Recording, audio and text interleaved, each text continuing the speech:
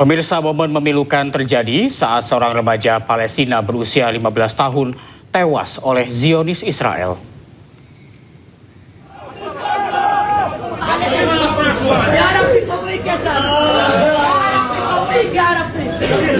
Jenazah remaja berusia 15 tahun bernama Yosef Istayeh ini disambut isak tangis keluarga dan kerabatnya. Yosef tewas dibunuh oleh Zionis Israel ketika pulang dari sekolahnya di Nablus, tepi barat. Kekerasan oleh pemukim dan pasukan Israel terhadap warga Palestina di tepi barat terus meningkat tajam dalam beberapa bulan terakhir. Ratusan insiden kekerasan juga dilaporkan terjadi selama periode perang Amerika Serikat Israel dengan Iran.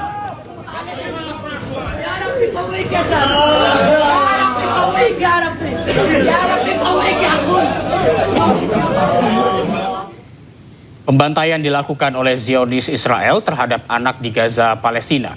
Mereka tewas usai Zionis melakukan serangan udara langsung ke halaman Masjid Beit Lahia, Gaza Utara.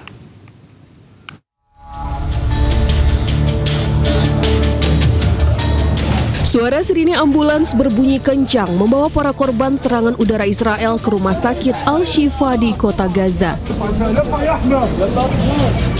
5 warga Palestina termasuk 3 anak-anak syahid ketika drone Israel menggempur wilayah pemukiman Beit Lahia, Gaza Utara. Serangan drone sengaja menargetkan warga yang sedang berkumpul di area dekat Masjid Al-Qosam. Salah satu korban meninggal merupakan kerabat dari seorang petugas paramedis di Gaza. Petugas ini langsung menangis histeris melihat salah satu anggota keluarganya telah syahid. Hamas dan Israel sepakat untuk gencatan senjata sejak 10 Oktober lalu. Namun militer Israel melakukan pelanggaran perjanjian dengan beberapa kali melancarkan serangan ke Gaza. Korban jiwa pun kembali berjatuhan di Gaza. Aksi keji militer Israel kembali berlanjut di tepi barat Palestina. Tentara Israel dengan brutal menyerang dan menembaki pelayat saat prosesi pemakaman warga Palestina yang tewas dibunuh pemukim ilegal Israel. Warga langsung mengejar dan melempari mobil tentara Israel dengan batu.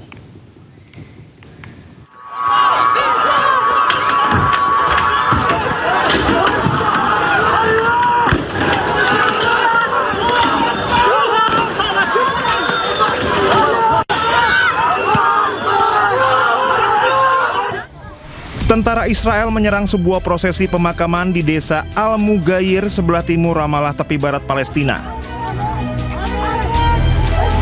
Tentara Israel menembakkan peluru karet, granat kejut, dan gas air mata kepada para pelayat yang menghadiri pemakaman 2 warga Palestina.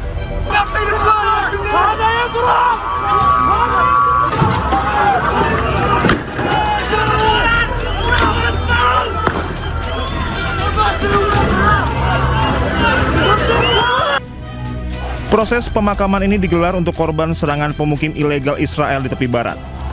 Kedua korban bernama Aus Hamdi Al-Nasan dan Jihad Marzuk Abu Naim dibunuh pemukim ilegal Israel di sebuah sekolah. التشييع الجنازات في المغير الجيش هاجم الجنازات وصار يطلق الرصاص المطاط والقنابل الغاز على المواطنين هو تفركشت الجنازات وهذا عمل غير مبرر اللي بيكون فيه الاحتلال حاليا في المرحله هذه يوميا انتهاكات هي 24 ساعه ان الجيش اليوم اكمل جريمه امبارح. Insiden ini pun menambah panjang daftar kekerasan pemukim ilegal dan militer Israel di tepi barat wilayah Palestina yang telah diduduki Israel sejak 1967. Pasukan Israel dan pemukim ilegal telah melakukan 1.819 serangan selama bulan Maret 2026. Lebih dari 1.300 serangan dilakukan pasukan Israel, sedangkan 497 serangan dilakukan pemukim ilegal Israel. Insiden tragis terjadi saat seorang paramedis di Gaza mendapati salah satu anggota keluarganya menjadi korban tewas dalam serangan Israel.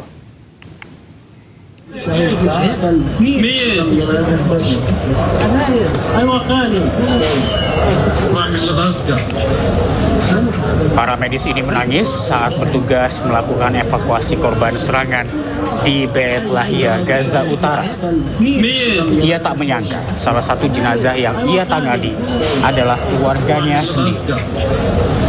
Sebelumnya ia bersama tim medis dikerahkan ke lokasi serangan yang menghantam area padat penduduk.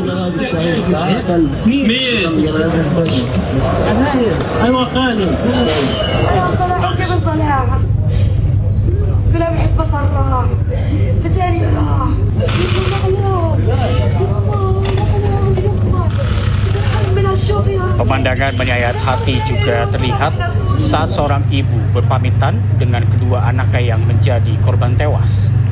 Total 5 warga Palestina, termasuk 3 anak-anak, syahid ketika drone Israel menggempur wilayah pemukiman warga sipil di Beit Lahia, Gaza Utara.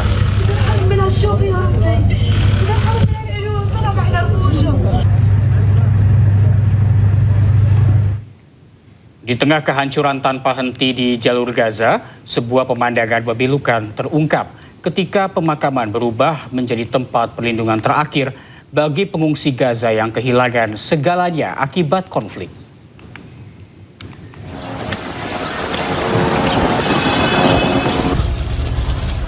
Keluarga Khalid Al-Zanin, pengungsi Palestina, kini terpaksa tinggal di antara deretan makam di Deir al-Balah, Gaza bagian tengah. Tenda-tenda darurat berdiri di atas tanah pemakaman, sementara para pengungsi beristirahat di antara batu nisan. Sebuah simbol nyata dari krisis kemanusiaan yang kian memburuk. Khalid mengungkapkan mereka melarikan diri demi menyelamatkan nyawa, namun kini harus berjuang untuk sekadar bertahan hidup. Keterbatasan air bersih dan kebutuhan dasar lainnya menjadi tantangan harian yang tak terhindarkan. المطبخ هذا فوق قبر وخيمتي فوق قبر والله يعلم واحد يمكن اكثر بس انا اللي شايفه انا حاليا يمكن في اكثر بس مجبور انا ايش اللي جابني انا ايش اللي بدك على المر اللي مر منه انا لو وضعي احسن من هيك كان ما جيتش هنا بس ما فيش انجبرت ناجي هان وده عمي كذلك انا ما انجبرتش ناجي هان احنا لقينا احسن من المكان يا زلمه من المي المترجى امة محمد لما بنجيبها المي هان رجع بروح على البلديه بترجى فيهم بس العب من الماء اقسم بالله بروح على البحر بعمل مي مالحه بنجلي مي نقص هذا عم زي ماشي بروح من على الرمزون بنجيب مي حلوه 2 كيلو عشان نعبي لك واحد قرد.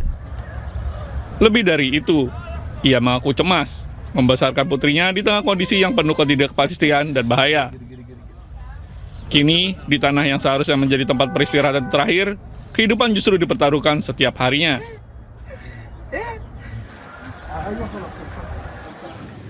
Sekelompok pemuda Palestina telah berkumpul untuk membangun kembali tempat olahraga yang hancur akibat serangan udara. Mereka mengubah puing-puing tersebut menjadi tempat perlindungan untuk pemulihan fisik dan ketahanan mental.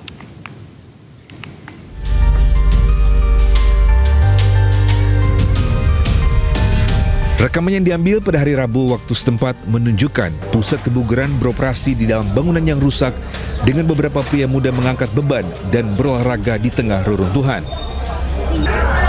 Muhammad Zayed, pemilik pusat kebugaran, mengatakan mereka terpaksa meninggalkan lingkungan itu 4 bulan setelah perang di Gaza pecah. Ketika dia kembali, dia mendapati seluruh bangunan hancur, tetapi tetap bertekad untuk membuka kembali pusat kebugaran itu dengan segala cara.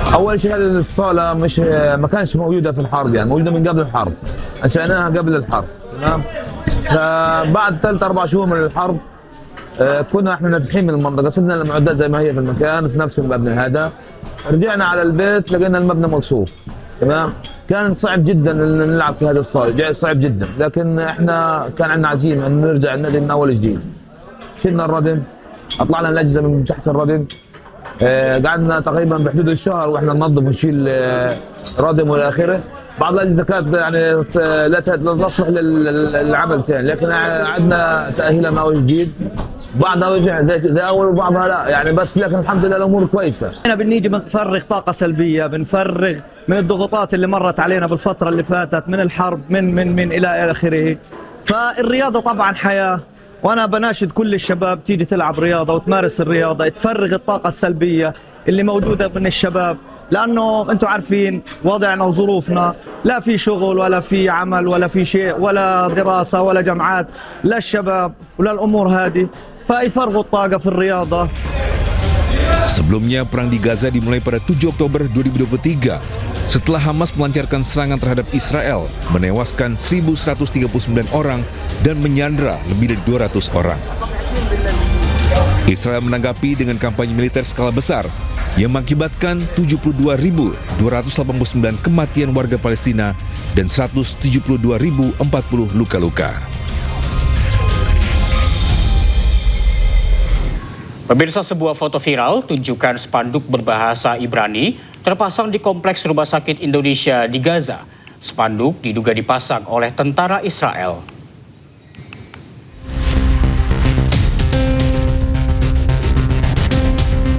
Foto yang beredar memperlihatkan spanduk di sisi timur laut gedung Rumah Sakit Indonesia di Gaza. Dalam spanduk tersebut tertulis kutipan berbahasa Ibrani terkait operasi militer Israel.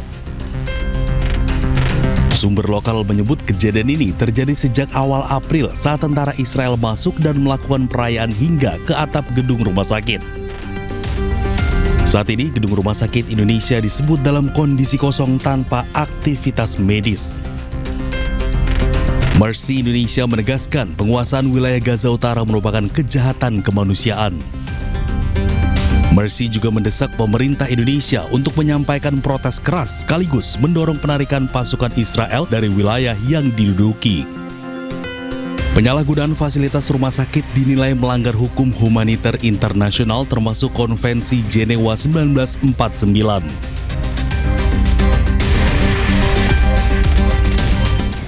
Menteri Luar Negeri Sugiono mengecam tindakan pasukan Israel mengibarkan spanduk bertuliskan Rising Lion di atas reruntuhan rumah sakit Indonesia di Gaza, Palestina.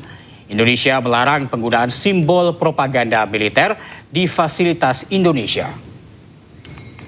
Kemarin juga kita menyampaikan statement kita untuk mengecam dan memprotes hal tersebut karena itu adalah satu, walaupun sudah diserahkan dari Merk Indonesia ke Palestina, itu merupakan satu instalasi humanitarian yang tidak boleh dimasukkan dalam propaganda perang atau sebagainya. Jadi kita sudah menyampaikan keberatan kita. Dan pemirsa, Breaking News akan kembali dengan rekan Togi Sinaga, tetaplah bersama kami.